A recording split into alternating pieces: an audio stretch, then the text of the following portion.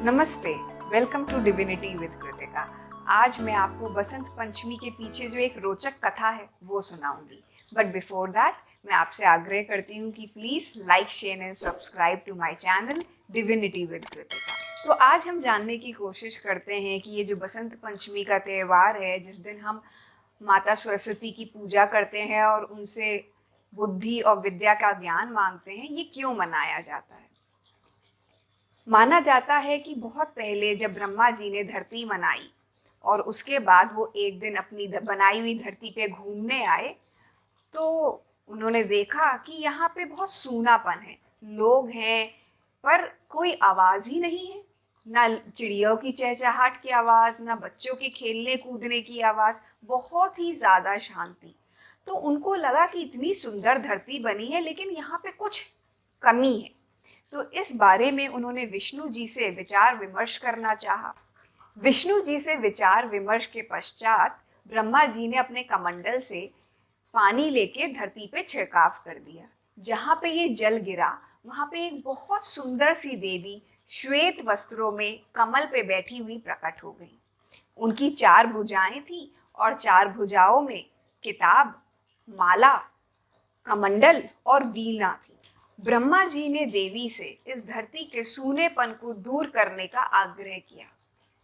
माता ने भी अपने वीणा से तुरंत मधुर स्वर उत्पन्न कर दिए और जैसे ही माता ने मधुर स्वर उत्पन्न किए, इस धरती का सूनापन दूर हो गया। चिड़िया चहचहाने लगी, बच्चों की किलकारियां गूंजने लगी, पानी कलकल करने लग गया। क्योंकि माता ने धरती को स्वर दिए तो ब्रह्मा जी ने उन्हें नाम सरस्वती दिया। माना जाता है कि जिस दिन माँ सरस्वती उत्पन्न हुई वो माघ माह की शुक्ल पक्ष की पंचमी तिथि थी, इसलिए उस दिन से हम लोग बसंत पंचमी मनाने लग गए। और उसी दिन से माना जाता है कि बसंत ऋतु का भी आगमन होता है। इस दिन हम लोग पीले वस्त्र पहनते हैं क्योंकि पीला रंग प्लैनेट जुपिटर को शो करता है और प्लैनेट जुपिटर विजडम, नॉलेज, ज्ञान का कारक है। तो मैं आप सबसे आग्रह करूंगी कि इस दिन आप पीले वस्त्र पहन के बसंत पंचमी ज़रूर सेलिब्रेट करिएगा। लेकिन इसके साथ साथ मैं आपको एक और रोचक कहानी सुनाती हूँ जो कि माँ सरस्वती से जुड़ी हुई है। एक बार भगवान विष्णु ने माँ लक्ष्मी को वरदान दिया कि वो किसी को भी वरदान दे सकती हैं और जितनी धन, संपदा, यश, वैभव देना चाहें दे सकती हैं। वो कोई भी हो सकता है, अमीर, गरीब, छोटा, बड़ा, कोई उस पे रोक टोक नहीं होगी विष्णु जी के द्वारा।